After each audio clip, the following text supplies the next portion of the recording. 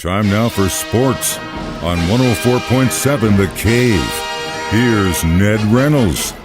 Mike, the intern Ned Reynolds, back in the studio. I can't believe it's Thursday, and did the Bears come out on top last night? They did indeed. Knocked off Southern Illinois. Gosh, it's kind of deja vu. Beat Southern Illinois 76-75 in overtime, just like the situation was a week ago on Wednesday night.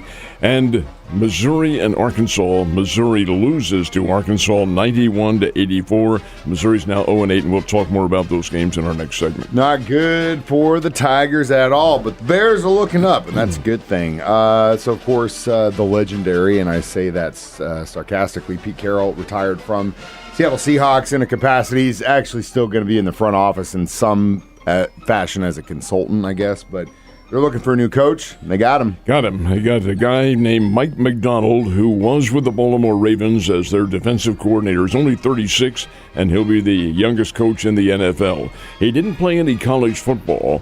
He went to the University of Georgia, but didn't play football down there. Instead, he was a business and math major and a summa cum laude graduate. Very smart guy, but his focus is on football, and he's done a lot of coaching. He coached for the Harbaughs at Michigan, and indeed has been coaching with John Harbaugh with the Baltimore Ravens. So defense is this guy's specialist, and indeed he will take over the Seattle Seahawks, who do need work on their defensive front four. So we'll see how these things manifest. I think that's four Mikes coaching in the NFL. That's what I'm talking about, baby. That's what I'm talking about. All right, last but not least, we of course have the championship game next weekend, and then after that, the guys get a breather for a minute, and then we've got the combine, and then we got the draft and all that stuff. But that's really going to start this weekend in the college all-star game. And there are two all-star games coming up within the period of 48 hours, and the National Football League sanctions both of them. They do not sanction any other all-star game of this nature, including the late lamented college all-star game in July. They don't sanction that. So the fact is that the two who are sanctioned are the East-West Shriners all-star game, which is tonight in Frisco, Texas, and the Senior Bowl, which is Saturday afternoon in Mobile, Alabama. What the scouts do is pretty much split these and there are many, many college players involved in this, and star players. They split them up between these two. Probably the greater elite of them go to the Senior Bowl, but there's some pretty good ones in the East-West game tonight, including, and this is not literally the case, but it looks like about half of the South Dakota State Jackrabbits from Brookings. They are loaded in this particular competition. But the Mevis kid, the big field goal kicker from Mizzou, is playing in this one tonight. So it should be a real good scouting opportunity for the NFL coaches. Should be, and might see what we're getting in the future. Who knows, Ned? The Bears won a very good test against the Salukis, and Mizzou, trying to get their first conference win in the SEC, did not do it. Did not get it. In the Missouri State game with Southern Illinois, kind of a duplicate of their game against Drake last Wednesday night. Fell behind by 13 points and rallied in the second half to get them. The key was this, Mike, and it's kind of interesting. Southern Illinois was on fire from three-point distance. They scored 13, get that now, 13 trays in their game. That's 39 points from beyond the perimeter. That's huge. That also doesn't last. Then you look at the points in the paint. That's where games, in this reporter's opinion, are won and lost. Missouri State had 46 points in the paint. Southern Illinois had 20. There's the big difference. The Bears were out horsing this team underneath, and eventually it caught up with Southern Illinois. Bears won the game in overtime, 76-75. That score is closer than it really was. Kid hit a three-pointer at the buzzer that didn't make any difference. It made it the one-point differential. Missouri and Arkansas also not as close as the score would indicate. Arkansas wins 91-84, but Missouri was way behind in this game. Arkansas was threatening to run them right out of Columbia. And Missouri had to have a couple of runs in this one to keep it close, and did so. The Bates kid from up in Kansas City did have 29 points in this game, but good gracious, Missouri is now 0-8 in the Southeastern Conference. Arkansas is only 2-6, but they played well. The Razorbacks did play well, and Missouri did not, and the Tigers are really struggling.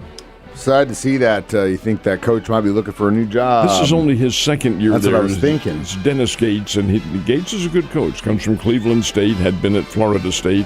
has some local ties down here, but it just isn't manifesting itself right now. Well, hopefully they can figure out something, but after yesterday, probably not going to be anytime soon. All right, Team USA is named the 41 finalists for the Olympic basketball team. Are we getting the dream team of old in there? Almost all of them. Oh, yeah. It won't be of old, of course. Barkley and Bird and those people. Michael Jordan? Michael Jordan won't be there. But the individuals who are and have expressed interest include LeBron James, Stephen Curry, Kevin Durant, Joel Embiid, if he's able to play. This is interesting because Embiid, who went to KU, is native to Cameroon in Africa. And he told the media the other day, he became a U.S. citizen last year. He's going to play for USA if he can. He's injured right now, has a knee injury. Damian Lillard, Jimmy Butler, these guys are all candidates to play. Why? 2 reasons. Number one, they're all older and probably won't see another Olympic or Olympiad in which they could compete. LeBron's been on the Olympic team before, and so have some of the others. Stephen Curry never has. All right, a chance as they get older to play in Paris in the summer, and a chance to kind of reestablish the USA as the basketball power of the world. You know, our team lost in the World Cup, and that didn't sit well. Well, it was not this team. It was other players from the NBA. But our guys have a lot of pride about what they do, and they want that gold medal back. And to have an Olympic gold medal, even though a lot of them probably don't need it, is just as an athlete and a competitor, something you want. I mean, who wouldn't want that? Point of pride. It is. What happened in college basketball last night besides the Bears and Tigers? Who else played? Number 1 team in America, Connecticut, was a 74-65 winner over Providence. Purdue walloped Northwestern. Purdue's number 2, 105-96. Florida upset Kentucky, 94-91. And in the big women's game, Iowa defeated Northwestern, 110-74. Caitlin Clark, in one game, passed 2 people on her mission to become the all-time women's college basketball scoring champion. Last night she had 35 points, and in that one game passed number 4, a young lady named Jackie Stiles, passed her, and passed a young lady named Kelsey Mitchell from Ohio State in one game. Now Caitlin Clark stands number 2 on the list. With the rest of the season to go, she is 103 points back of the all-time champion Kelsey Plum, and she should get this. She should get it maybe later on this month, maybe early in March, but this kid Clark is a hell of a player. You ought to see her. She's something else. Well, after you named all those other players, and if she's doing something to their records, of course she's something else. Ned, you have a great day, and I will see you on Friday, my guy.